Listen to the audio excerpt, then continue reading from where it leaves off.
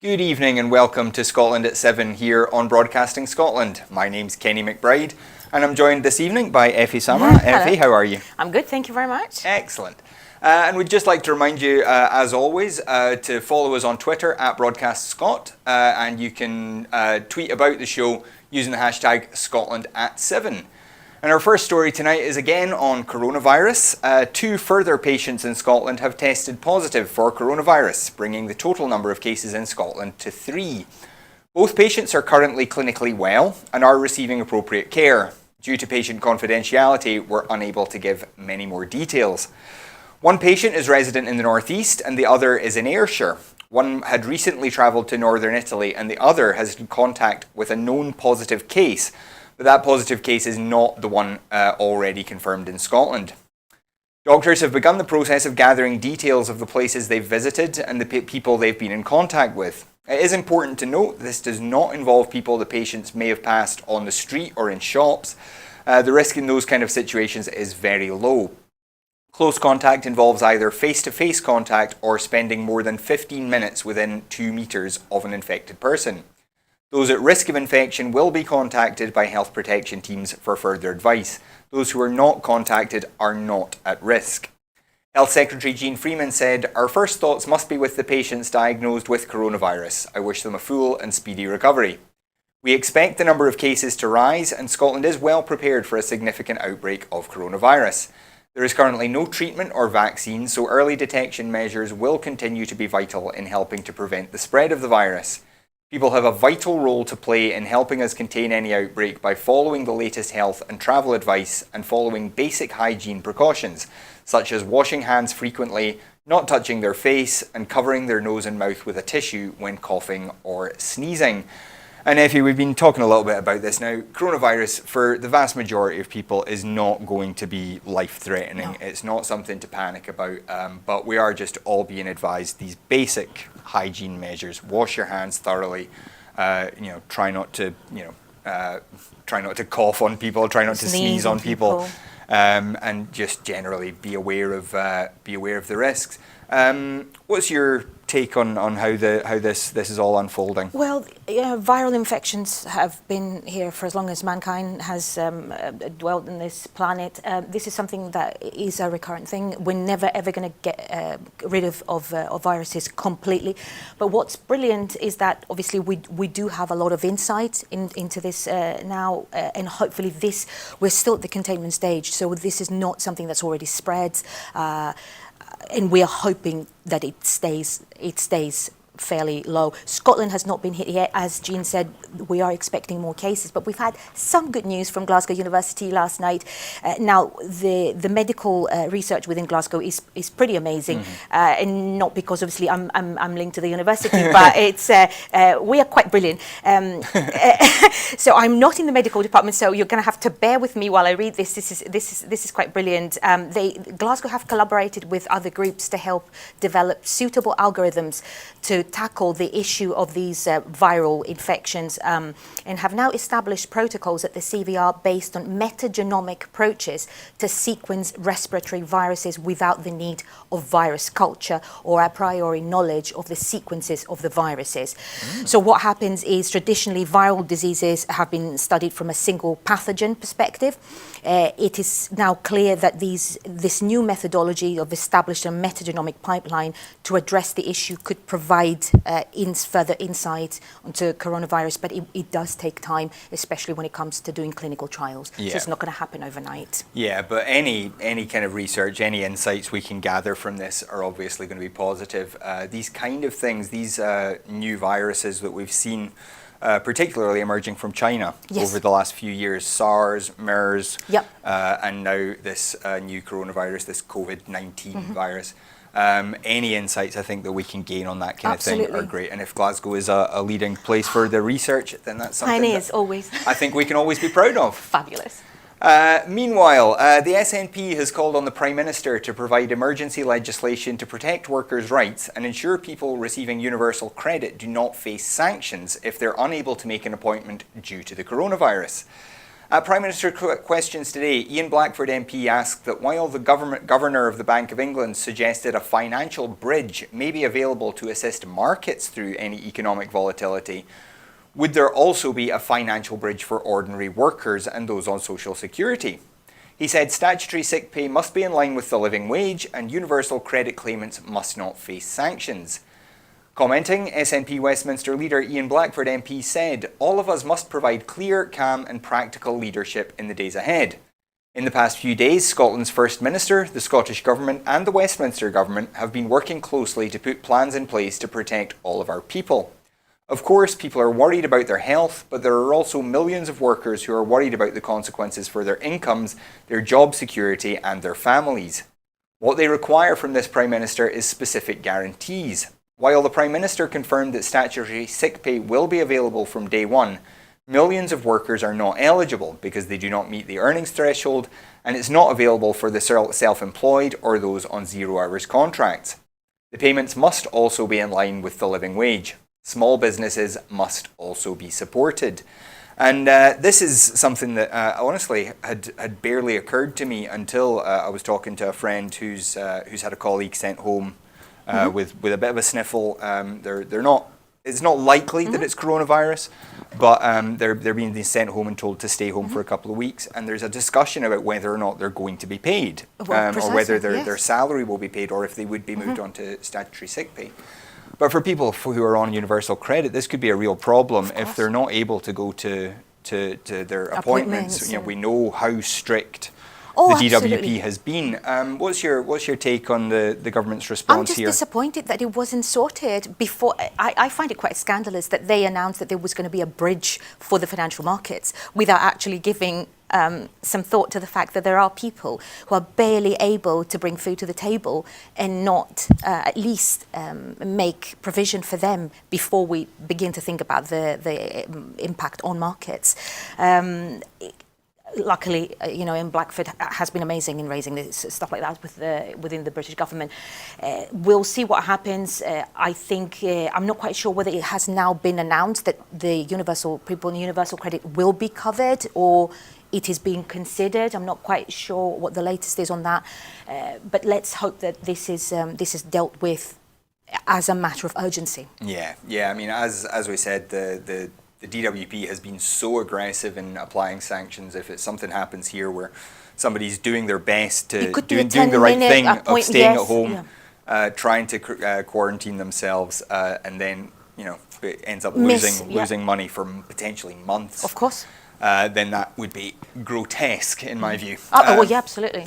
But following Boris Johnson's announcement on statutory sick pay at PMQs, SNP MP Marianne Fellows has urged the UK government to go further and to extend the policy.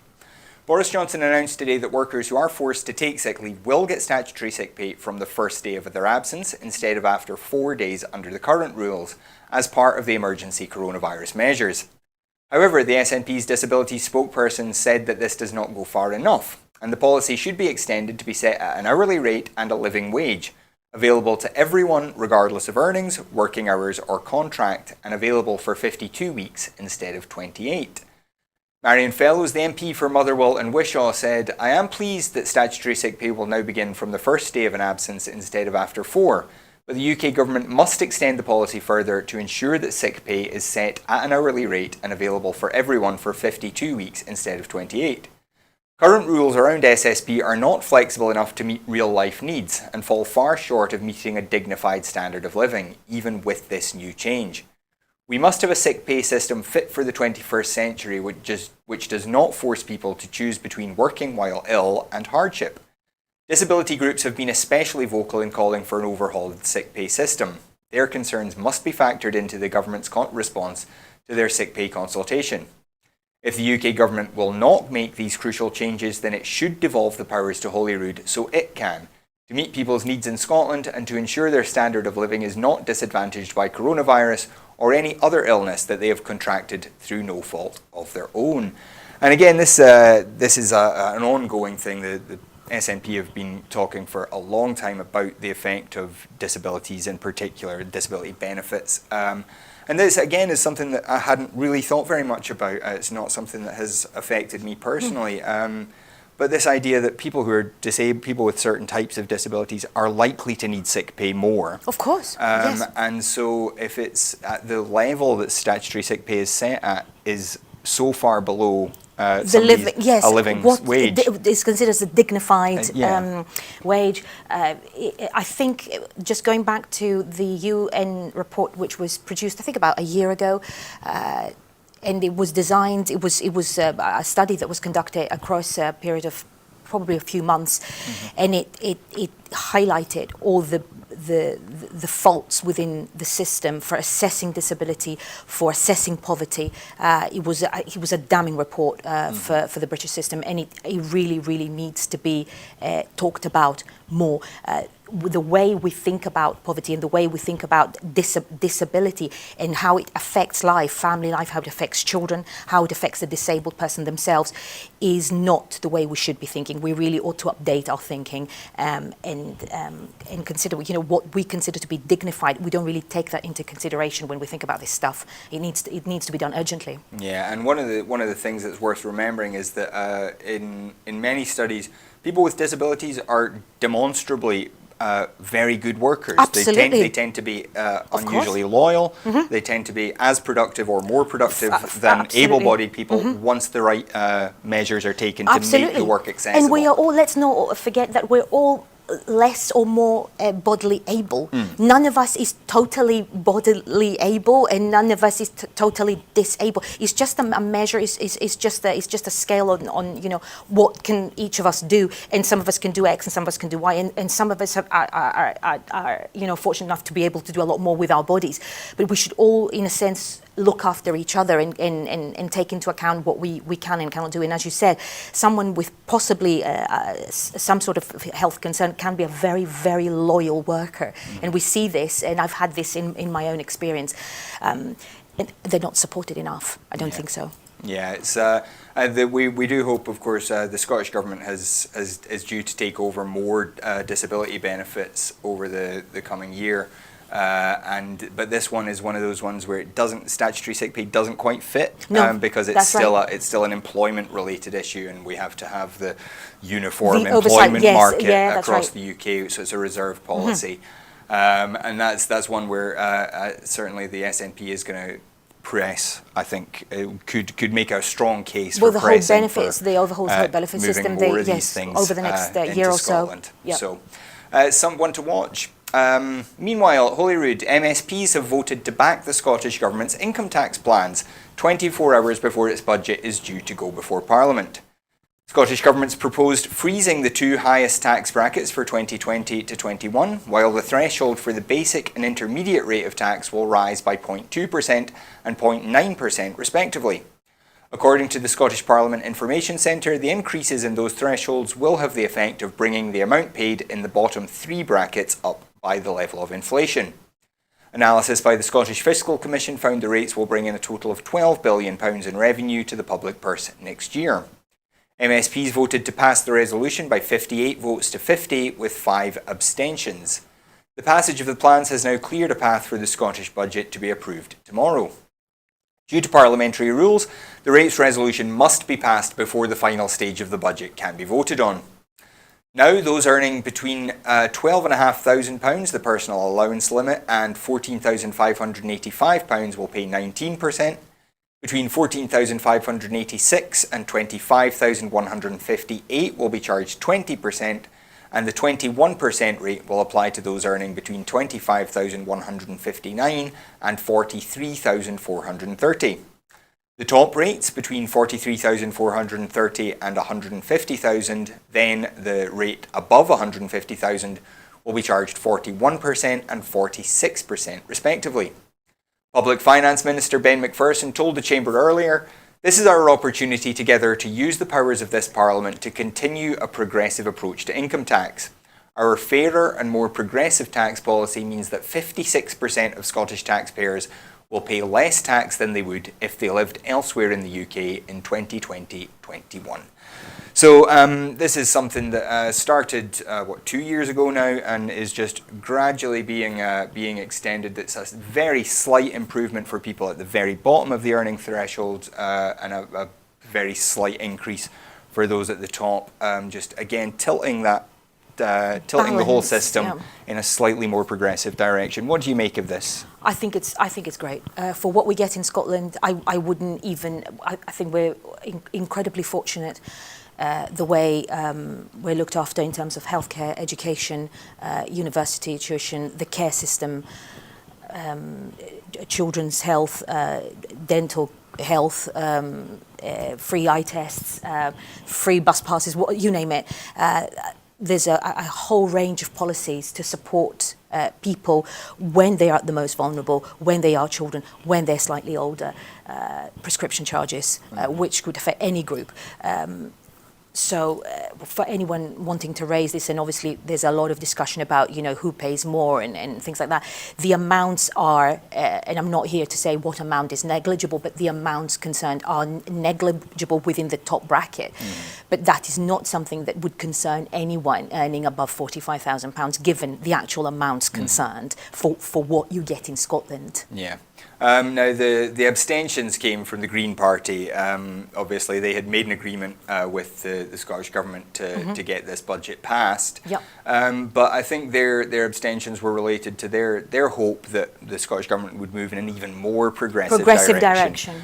What's your take on that? Do you think there's room for the Scottish Government to go further, or do you think this kind of Cockney approach is the way to go? It's a difficult one,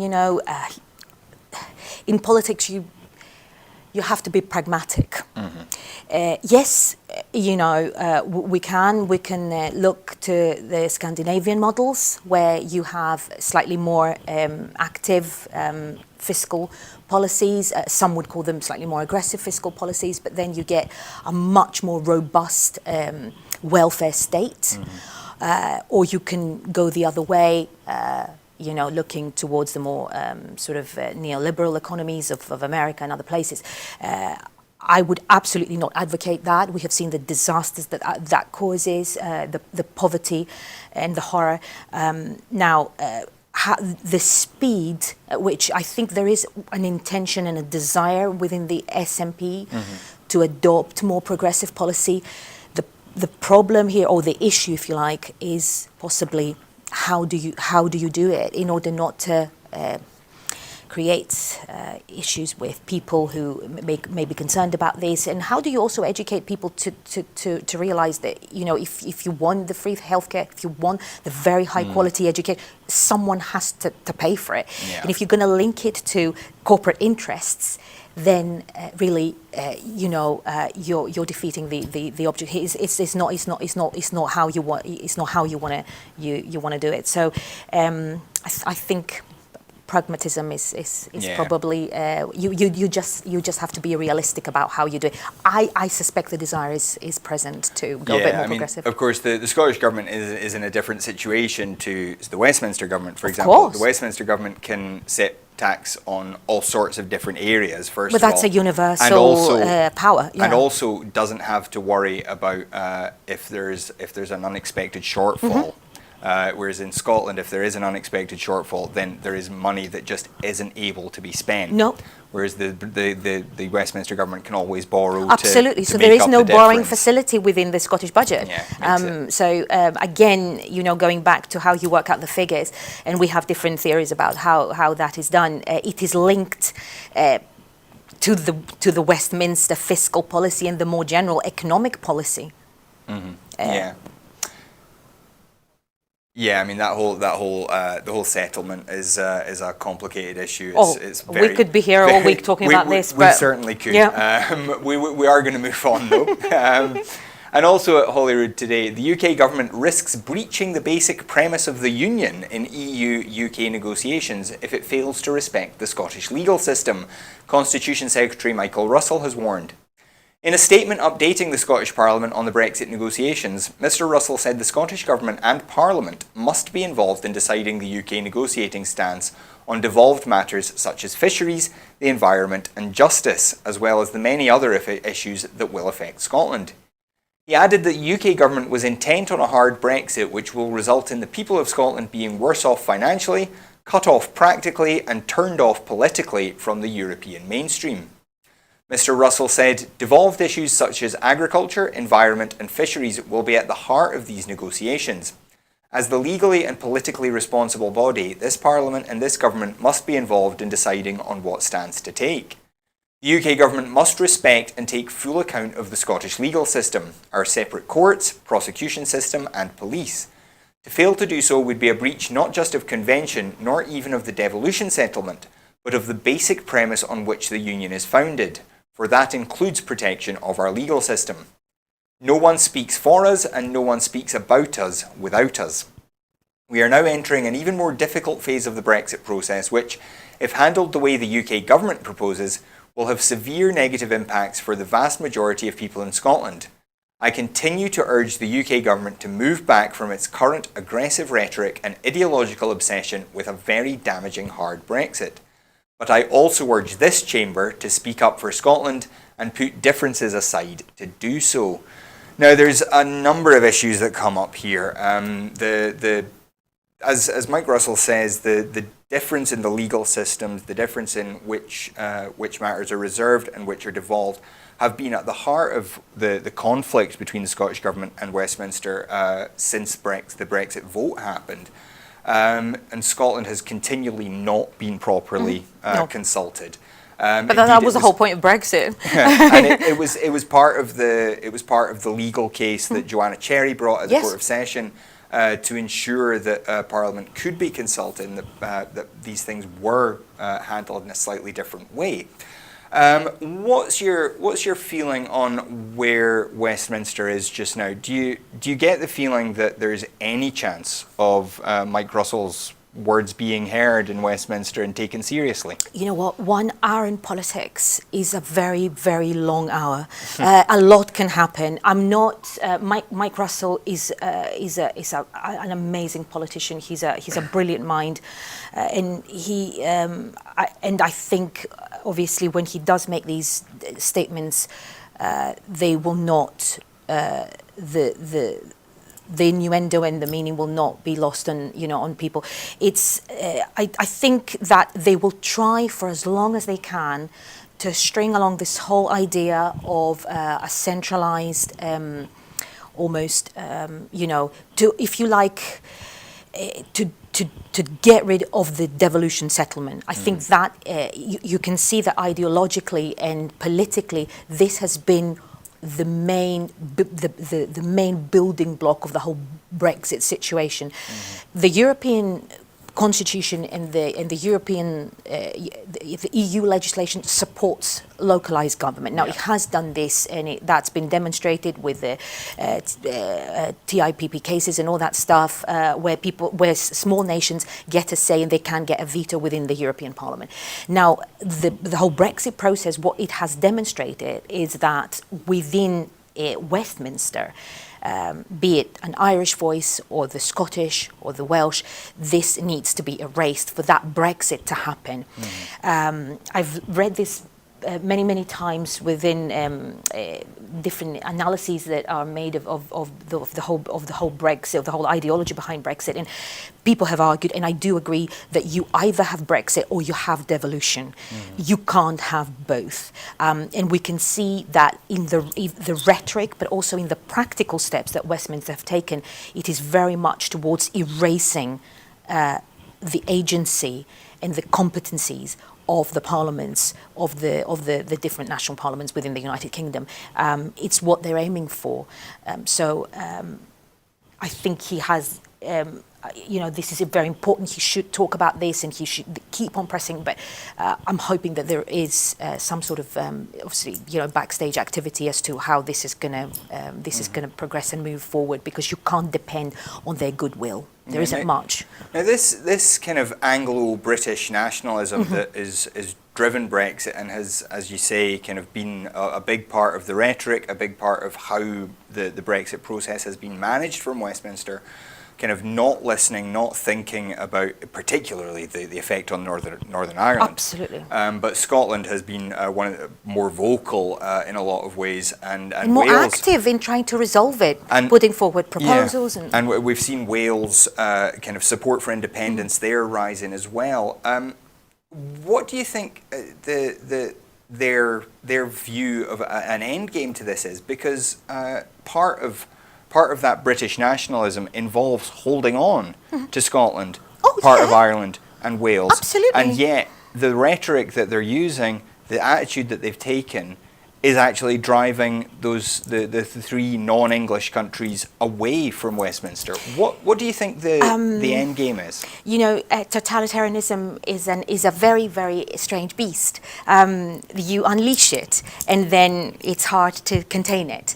We were talking just a moment ago about a fantastic book written by a man called Jason Stanley, a Yale University philosopher, called How Fascism Works, and I would highly recommend it. It's a lovely book, and you can read it very easily.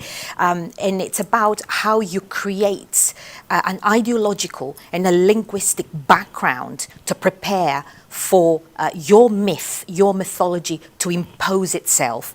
Now, the whole Brexit thing and what's happening at the moment under the stewardship of people like Dominic Cummings and Steve Bannon, and I'll put Priti Patel in that bracket as well, is very much along the lines of let's create an Anglo-Atlanticist purist state.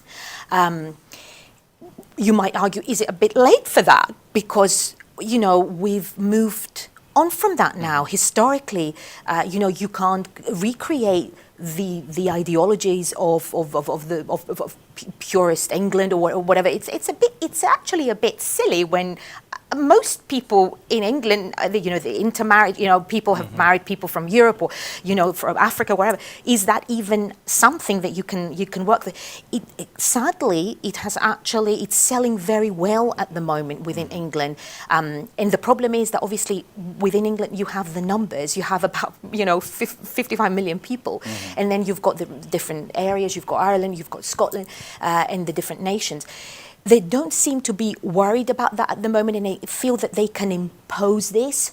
And obviously they own the press, they own the big broadcasters, and it's easy to drive a narrative through the media. It's incredibly easy when you don't have, when there's no, you know, all you have is, all you need to do is just talk at people.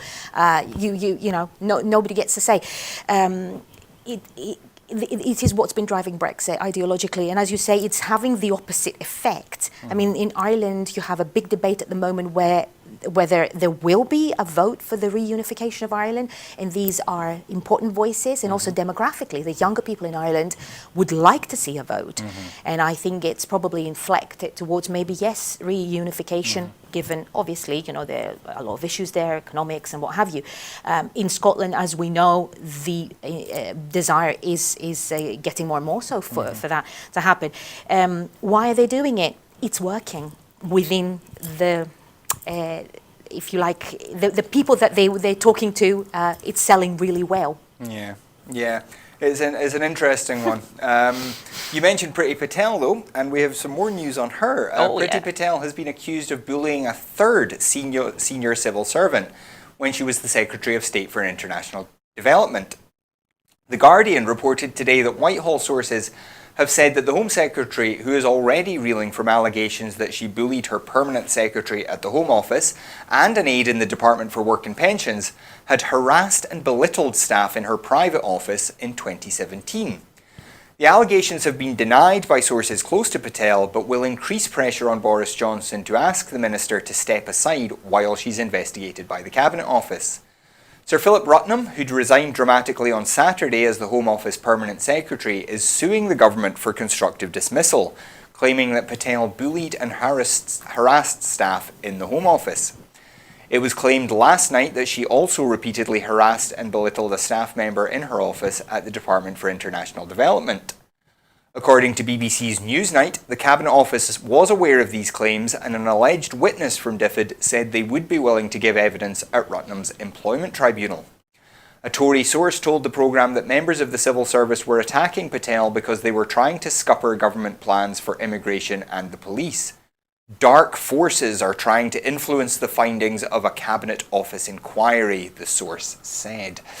Now, this is a stream of things now coming out about Priti Patel. She had resigned in disgrace before because of her loose tongue back in a few years ago in talking to Israeli ministers without informing the foreign secretary, which is kind of unlawful. But this kind of culture of bullying that we appear to be hearing about. What do you think? I mean, obviously we don't know that this is true, no. But what do you think it says about the government that all these accusations are coming out now? Well, it's a strategy, isn't it?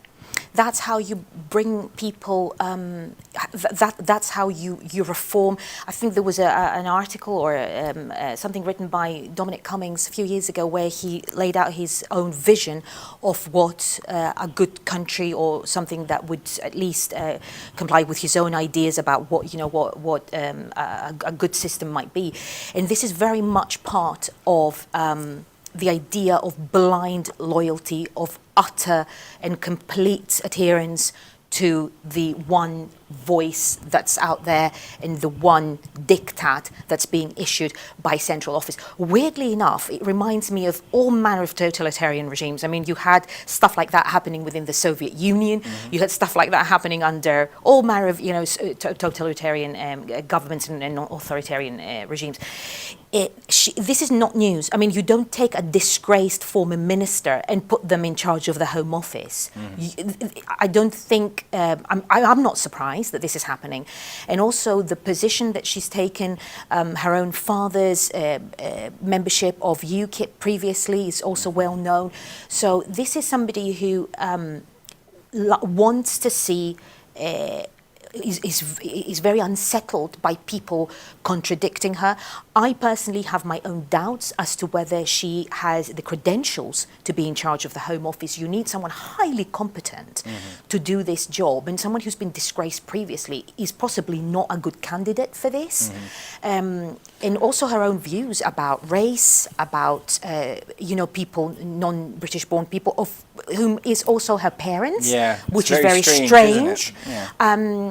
So all of this stuff, I'm not sure whether that what that means about her, about Priti herself, but let us hope that this is sufficient for her to step aside. I think she's been a very bad omen within the Home Office, and the stuff that she's been putting forward, the point system for the Australian-style immigration system, and all this stuff. This would decimate British farming. This would decimate Scottish industry. It's just bad. So let's just hope that something happens. Yeah, and I mean, this comes on the back of accusations that Dominic Cummings himself, the most kind of powerful of all these special advisors, and the least accountable in Whitehall, has been accused of fostering a culture of bullying himself.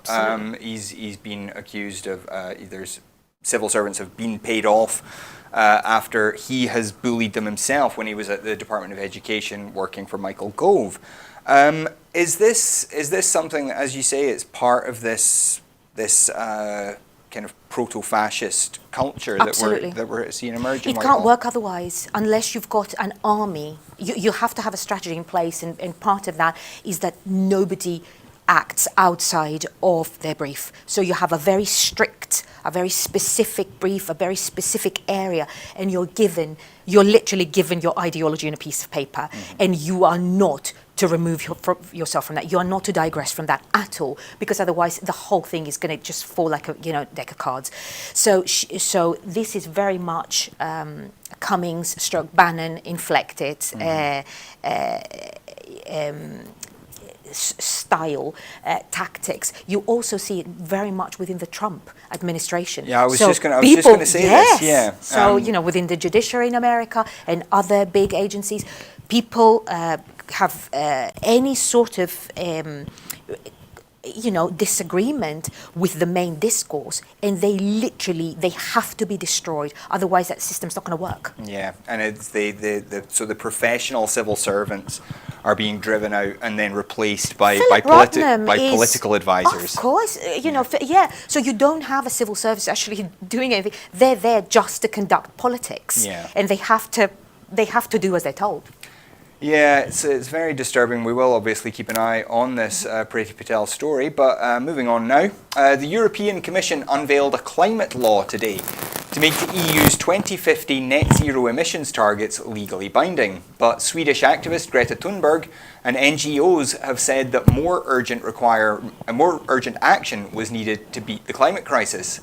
The European Union's executive approved the proposed regulation at a meeting attended by Thunberg. The climate law, which needs the approval of the European Parliament and Member States, would commit the EU to reducing its net greenhouse gas emissions to zero by 2050. It omits a target that was included in a draft of the law to achieve net removals of greenhouse gases after this date. According to the regulation, 2050 will be an EU-wide goal, which raises the possibility that some member states could reduce their emissions to net zero at a later date if other countries decarbonise early. Thunberg, who is 17, said the law fails to address the next 10 years. Net zero emissions by 2050 for the EU equals surrender. It means giving up, said she and 33 other youth climate activists in an open letter published yesterday. We don't just need goals for just 2030 or 2050. Above all, we need them for 2020 and every following month and year to come. Now, Greta Thunberg... She's my niece's absolute hero. Oh, wow, that's fabulous. She just worships the ground Beautiful. that Greta Thunberg walks on. But how worrying is it that we're needing a 17-year-old schoolgirl to tell politicians across Europe and across the world that they need to do more to stop the world from dying? You know what, my dad was telling Messi, he said to me, you know what, I don't know if I'm now becoming a bit redundant because it's so clear to me that young people are amazing. What am I doing here? No, Dad, you're not redundant. Worry.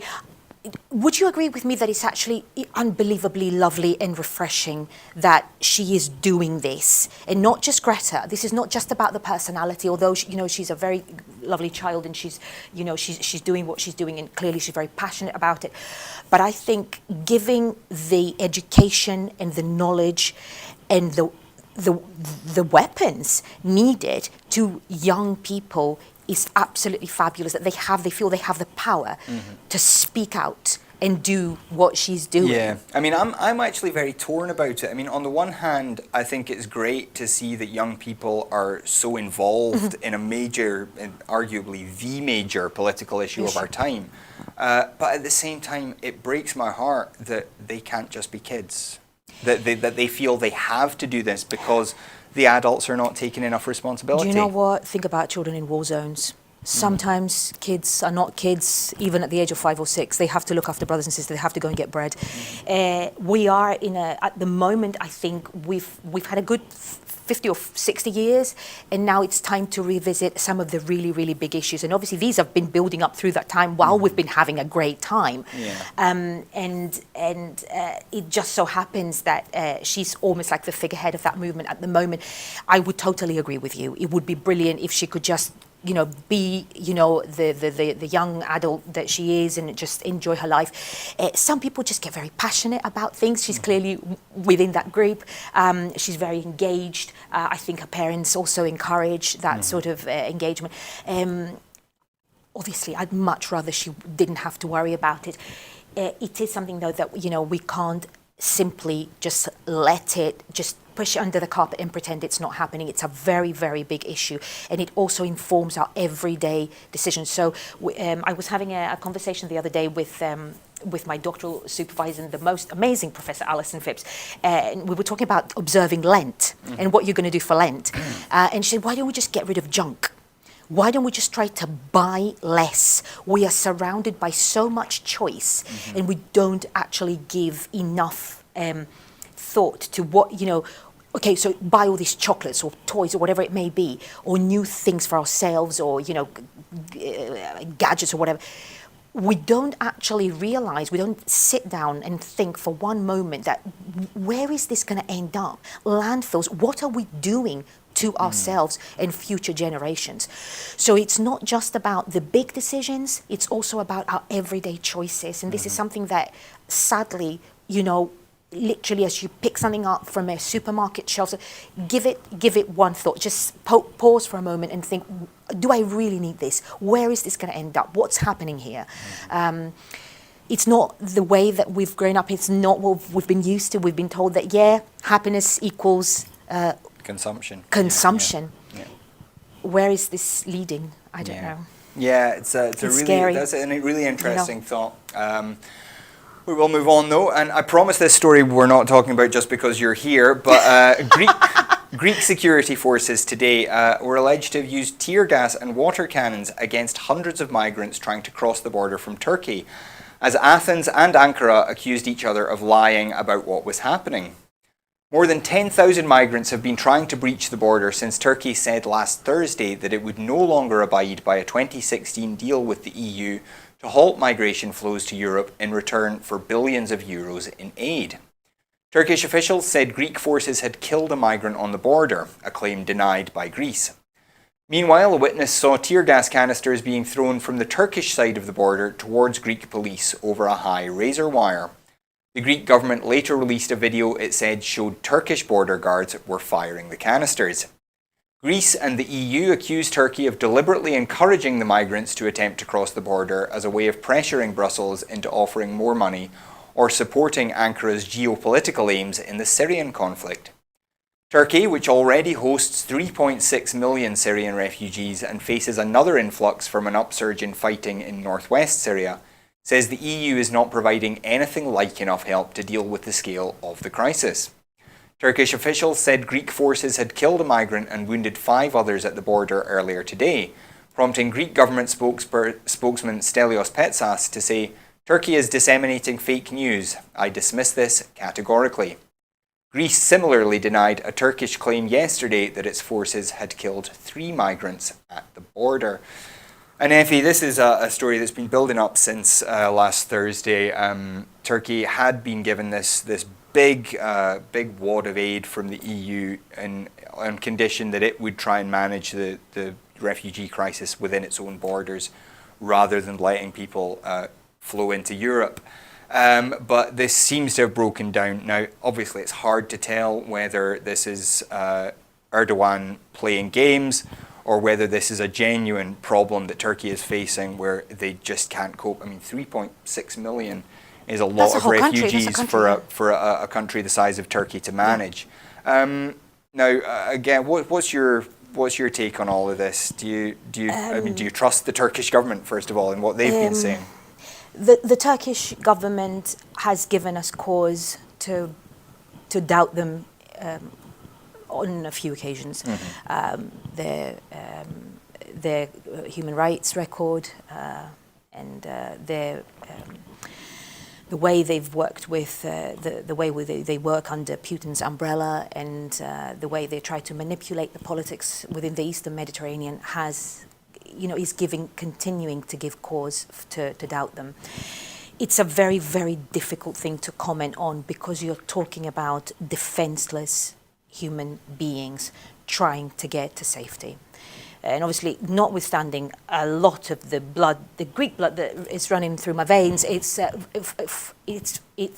phenomenally difficult to contemplate a situation where, given the history of how Greece has always welcomed, we know what happened, and for all the horrific images from the island of Lesbos, also how the people of Lesbos decided to take on people 4 years ago when this first started, how individuals tried to help other people, babies, women with children.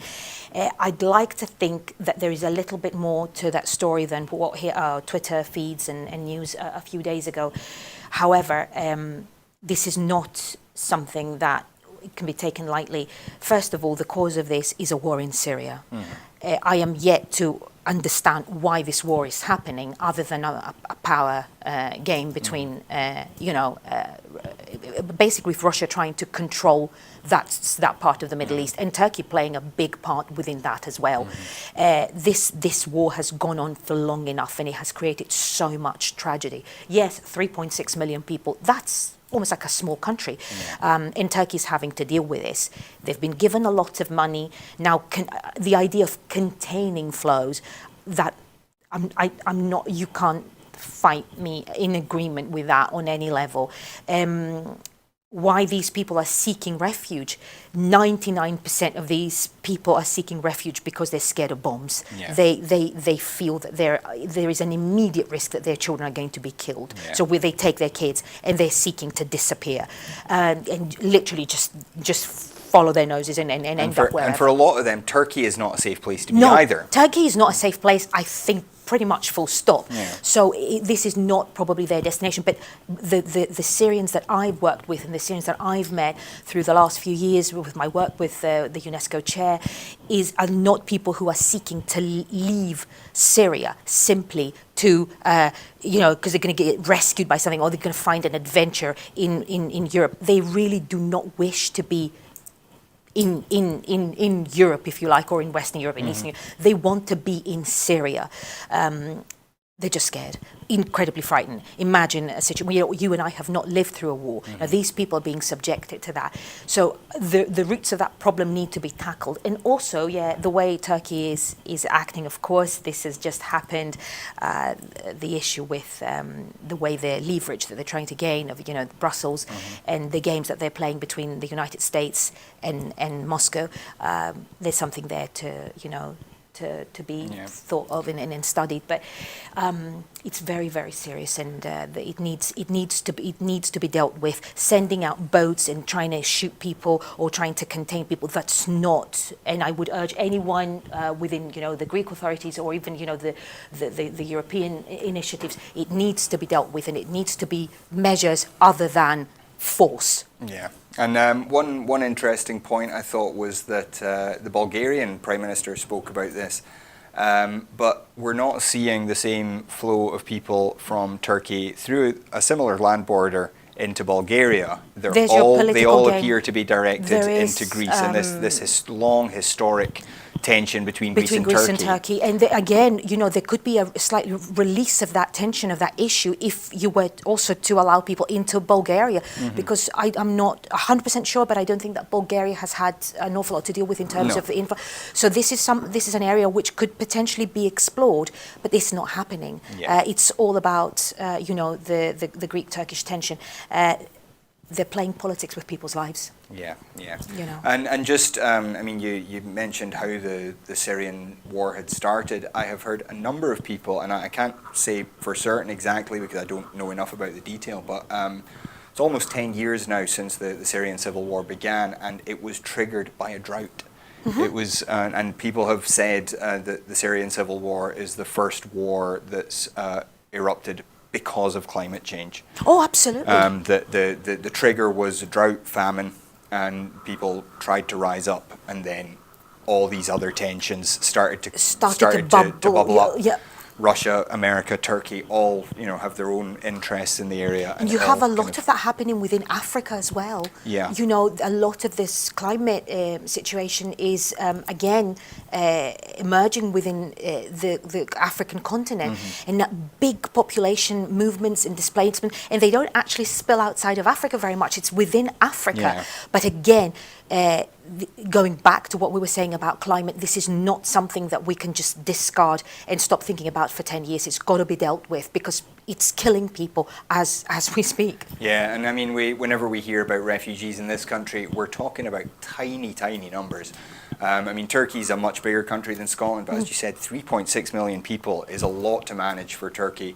The fourth biggest city in Jordan now is a refugee camp. Absolutely. That has been there for almost 10 years. Absolutely. And then, as you say, in Africa, it's poor African countries that are having They're to deal with internal displacement. These migrations, and it's not the rich countries that are having to deal with the brunt of it. And people need to hear that this is not, for 99% of the people, this is not their intention. They're not seeking to get out to seek adventures. They're trying to save their lives, Yeah, absolutely. Anyway, moving on. In the United States, Joe Biden scored victories across the US on the biggest day of voting in the US Democratic presidential nomination campaign, setting the stage for a head-to-head battle with Bernie Sanders over the next few months. Biden, the former vice president whose campaign appeared to be imploding just 2 weeks ago, won 9 of 14 states voting on Super Tuesday, including surprise wins in Texas and Massachusetts. Just days after his campaign was resurrected by a thumping win in South Carolina, Biden, 77, was anointed as the Stop Bernie candidate by the centrist wing of the party to victory. Sanders, who had established a lead over Biden in the first 3 states over the last month, won Colorado, Utah, his home state of Vermont, and the big prize of California, but apparently not by enough to take the lead back from Biden. Biden, meanwhile, won convincing victories in Alabama, Arkansas, Massachusetts, Minnesota, North Carolina, Oklahoma, Tennessee, and Virginia, largely on the strength of his popularity with older voters and African Americans. Maine is still counting votes and is still too close to call. Multi-billionaire Michael Bloomberg won just one contest, the tiny territory of American Samoa. Having spent over $500 million focused almost exclusively on yesterday's contests, he dropped out of the race earlier today and endorsed Biden. He has promised to keep spending big money, which will be very welcome news in the cash-strapped Biden camp. Elizabeth Warren had a very disappointing night, coming third in her home state of Massachusetts and losing the state of her birth, Oklahoma, as well. Tulsi Gabbard had some surprising success, picking up delegates in American Samoa. This should grant her access to the next televised debate, where she is sure to press Biden on his pro-war votes. Now, Effie, have you been following the American election very much? Oh, yes. Oh, come on, of course. So what did you think about yesterday's results? First of all, New Hampshire no longer determines the candidate. It's been a crazy journey, obviously. I very vividly remember the night when Trump had won the US election. Mm-hmm. And it was one of those moments in your life where you literally just, you are in an exercise of what I call the refusal of time. You just wish you were not in this time and it was not happening. It's been an interesting few years. I think what's interesting here, obviously, we've got the two big things here. We've got the female candidate versus the male candidates, and Elizabeth Warren is, to me, clearly she's the youngest. She has a pretty impeccable track record in, supporting very good policies. Some would say, probably the most progressive ones might say that, she's not going far enough in, say, condemning Israeli aggression or in her foreign policy proposals. But she is adopting the universal health care. She's talking very progressively in regards to things like, for example, student debt and things like that. She's not getting nowhere near the credit I think that she deserves. But again, that tells you something about, obviously, explicit bias that's present within the American psyche. Sanders and Biden. Now, there's an interesting story. We thought that Biden had almost disappeared over the last few weeks. I heard yesterday that what Bernie Sanders has been having difficulty with has been the black voters, and we have seen this especially in regards to what's happened in the Carolinas. The older black voters have actually gone for Biden because they almost tend to position themselves a little bit more as conservatives as opposed to Bernie's what is perceived as more radical. Now, is Bernie radical? I mean, come on, nowhere near. The stuff that he's proposing, that's what, in Europe we get. Fairly normal come here. On, publicly funded healthcare, hello, and free education. In America, as you were saying before about this almost puritanical Anglo-Atlanticist way of looking at things, there is a resistance to, I'm not going to use the word socialism because obviously it's a historical term, it's linked to Marxism and all that stuff, but let's just use it maybe for the purposes of this. In America, there's almost like an ideological allergy that people, they just can't they get this automatic reaction to it. They are so frightened of it, as if it meant taking something away from them or them losing something that they worked for. There's a huge big taboo when it comes to that word, and Sanders has been very vocal in saying he's a socialist. That's what I am. Biden's a strange one. To be honest with you, I wasn't prepared, but it seems that he might just be the one who will finally be nominated again. Yeah, I mean, it's going to be Florida coming. Yeah, it's going to be a very close race. It will be a close one. So we will keep watching that as it keeps going. Meanwhile, back in Scotland, more than 17,400 active farmers and crofters have now received their individual allocation of convergence funding.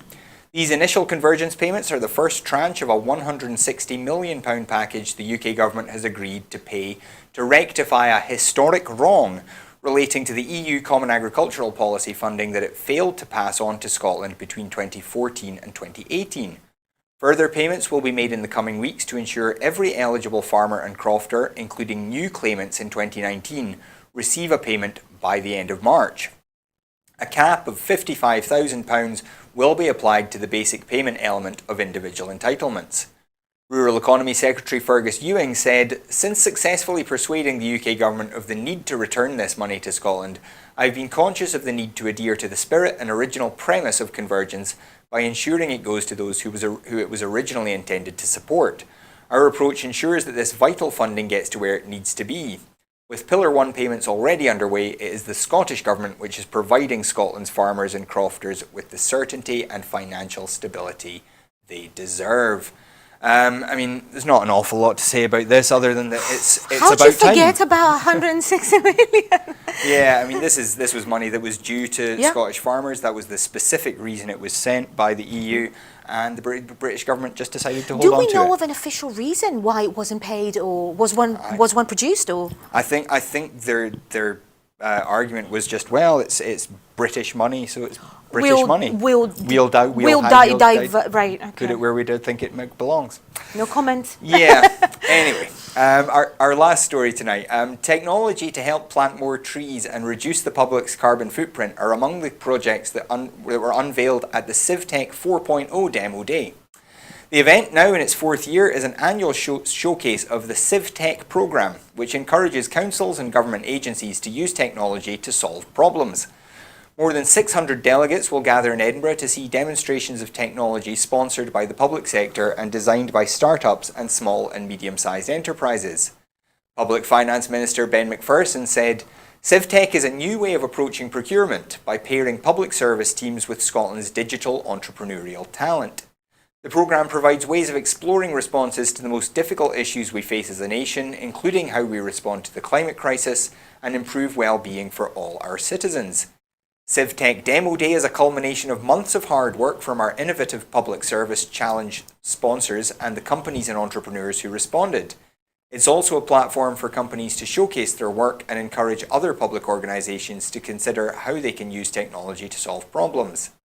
CivTech 4.0 involves 10 public sector challenges. In total, 14 companies were selected to join the Digital Accelerator programme.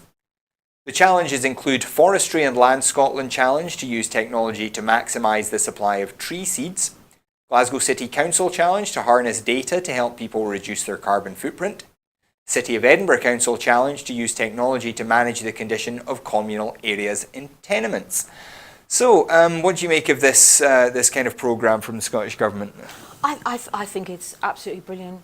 Again, it's something that for me demonstrates the divergence between the two, the two governments. The British government have absolutely no interest in this, whereas in Scotland you have a very active and decisive action towards supporting this kind of thing. I think it's absolutely brilliant. Yeah, it's one of these things where I think the whole concept of the well-being economy, it really works well, where we're not just seeing the public sector saying, this is our thing, we'll deal with it. It's not just the kind of free market idea that says the free market will solve all problems. Well, growth has got us, it was great through the 50s and 60s, but it's got us to where it's got us, and I think, again, we're coming back to the climate debate. Yeah. Growth, it cannot just be about growth. In fact, it could be a very dangerous area. It's got to be about well-being, if not actually possibly with well-being leading the debate. Yeah, grow trees, not GDP. Anyway, that is all we've got time for tonight. Thank you very much to Effie for joining us. Thank you for having me. It's such a pleasure to have you here. Thank you. We'd like to thank you at home for joining us as well. It's the whole reason we produce the shows is so that you can enjoy them. So we hope you do enjoy this one. If you're able to support Broadcasting Scotland in any way, we would love to have some of your money. It's an awkward thing to ask, but we can't survive without it. We do have bills to pay. We've just had to pay a big electricity bill, and it takes its toll. So if you are able to support us financially, please do go to broadcastingscotland.scot/register. Sign up as a supporter, give us your £5 a month. It's less than you would pay for a license fee for the BBC, and hopefully we provide a rather more honest news service than you might get there. If you're not able to support us financially, then don't worry, the shows will always be free to view online, but you can still help us. Follow us online, follow us on Twitter at Broadcast Scot. Find our Facebook page and follow us there, and then let your friends know about the show. If there's something interesting that we've said on the show tonight, send your friends a link to the show. Let them know what we're talking about here. Let them know what's happening in Broadcasting Scotland, because you're the only way we can spread the word. We don't have a marketing budget, so we do rely on you for that. And finally, and perhaps most importantly, if you are able to get involved in Broadcasting Scotland, we are always needing new people to get involved here, whether that is as journalists, to research and write up these stories, to prepare graphics for the show, to get film, to kind of add to what we do here. That's a huge part of it. We also need people to learn how to use the control room, so we can kind of have a bigger staff, and some people here can get a day off for once. We need people working behind the camera, and we also need people in front of the camera. If you've got an interest in presenting, then please let us know. I mentioned last night I'm going in for surgery in a week's time, so it's going to put extra pressure on the couple of people that we do have presenting the show if I'm not around for a few weeks. So if you're interested at all in being a on-camera talent, honestly, it's not as hard as it looks. And if you look at me, clearly I'm not qualified, but I still somehow muddle through. So if you're interested in doing any of those things, do please get in touch with us as soon as you can. There's always something here for somebody to do if you feel you've got anything to offer. So that is all we've got time for. Thanks again to Effie. Thank you again for joining us. Gordon will be back tomorrow at 7. I'll be back again on Sunday with the Full Scottish. But until then, have a great night. Good night.